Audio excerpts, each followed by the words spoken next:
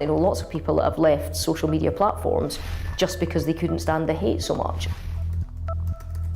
And I think that's a real shame, because you want it to be the equivalent of the Greeks Forum. You know, that's what it should be at its best.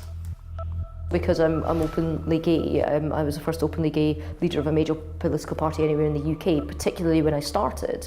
There was a lot of homophobic abuse, and I have a lot of young gay followers on my Twitter platform, and for me it's always been quite important to call that out. So, you know, all of your fat, ugly, stinking Tory stuff I leave to one side, but every now and again, every month or so, I'll retweet or push back on some of the homophobic abuse, because I think it's important that people see actually that that sort of language is not acceptable. You don't have to take it.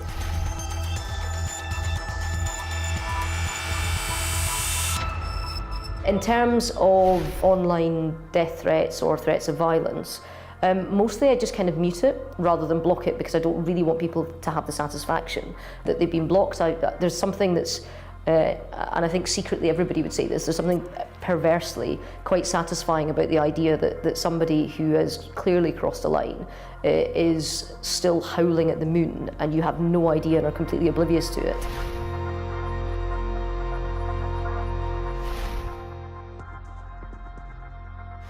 I think one of the most shocking things for me was a report that the University of Cambridge did just a few years ago in conjunction with Stonewall, the LGBTI rights charity, where they looked at the number of young people that had committed self-harm, the number of young people that had one or more suicide attempts.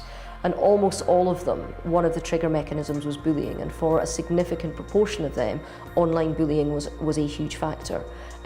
Just because you're saying something on a keyboard and not to someone's face doesn't mean it doesn't matter. It does matter, and it can have a huge impact on people. And there needs to be an understanding of the seriousness of what this is, rather than a kind of frivolous, oh well, they only said it on Twitter so it doesn't matter. Actually, it does.